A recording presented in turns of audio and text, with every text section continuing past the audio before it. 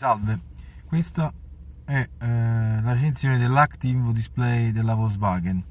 Come vedete in questa prima visualizzazione abbiamo dal lato sinistro e dal lato destro due indicatori che rimangono sempre fissi. Uno è la temperatura dell'acqua e l'altro è il livello di carburante. Sotto anche questi rimangono fissi. Uno praticamente è il viaggio che vado a impostare io, ad esempio dopo aver fatto un carburante, vedere quanto consuma l'auto, e l'altro invece sono i chilometri totali, e sopra rimane fissa sempre la temperatura esterna di 13 gradi. Premendo il pulsante OK, che si trova qui sul volante, questi sono i pulsanti principali per comandare. Questo è per scorrere il menu orizzontale, questo invece per entrare nei vari sottomenu con le frecce.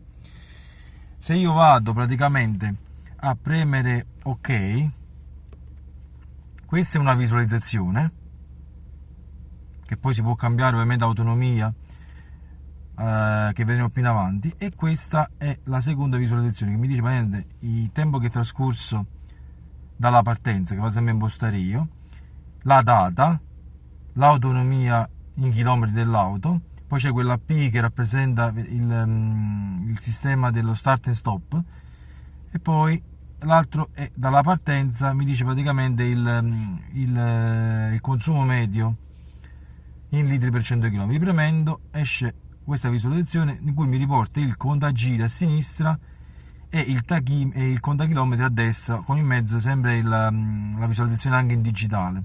Se adesso vado a premere il tasto grigio qui e vado a premere la freccia in basso, vedete il lane assist, che se vado ad attivare, vedete, mi compare giù con le linee bianche.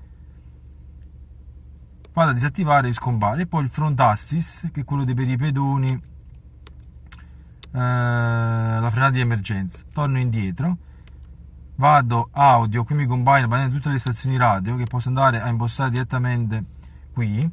Poi premendo il tasto a destra vado nel telefono. Qui in questo caso il telefono non è collegato con il Bluetooth. Una volta collegato mi compaiono le ultime chiamate, quindi posso andare a chiamare direttamente tramite questi pulsanti sul volante. Lo stato del veicolo, questo praticamente mi dice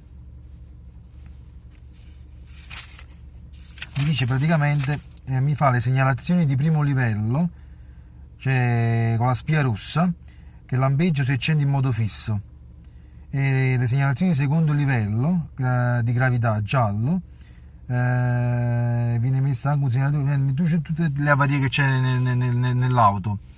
Poi ci sono i dati di marcia, qui vedete, posso impostare l'autonomia dall'ultimo rifornimento carburante, di lungo periodo, dalla partenza, poi c'è il consumo istantaneo, i chilometri dell'ultimo viaggio, la temperatura dell'olio, la velocità e così via. Se io vado per esempio a impostare il consumo istantaneo, in questo caso la macchina è ferma e quindi sto a zero.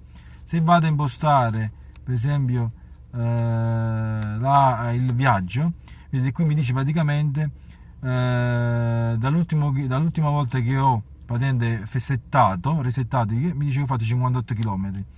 Oppure posso andare alla velocità 0 km. Questo dall'ultimo rifornimento carburante mi dice praticamente che ho fatto una media di 7 km con 10,7 litri 100 km, 64 km totali e 3,51 €. Ovviamente questo si può andare a impostare ogni volta tramite anche l'applicazione Volkswagen Connect, che si collega Bluetooth al telefono, che è agganciata alla presa OTB dell'auto. Poi se scorriamo avanti nel menu abbiamo gli assistenti, poi abbiamo visto le radio, il telefono, stato veicolo. Questo praticamente è l'Active Info Display. Se vado per esempio a disattivare lo start and stop, vedete scompare il sistema start and stop disattivato. Lo vado ad attivare e mi dice che è attivo. Poi c'è il display è grande, praticamente 11 pollici, e mi compaiono praticamente tutti gli avvisi dell'auto, comprese le avarie, e in questo caso non è presente il navigatore perché la macchina non ha il navigatore, altrimenti sarebbe potuto accadere che una volta impostato il navigatore sullo stereo dell'auto potevo quindi praticamente proiettarmi la cartina direttamente su questo display e quindi usare lo stereo per altre funzionalità. La macchina però è dotata dell'app Connect, quindi sia Android Auto che Apple CarPlay, quindi posso utilizzare Waze e Google Maps, però la mappa non può essere proiettata su questo display. Questa è la cosa, quindi una cosa importante che molti hanno chiesto. Mi sembra quindi di aver detto tutto. Alla prossima.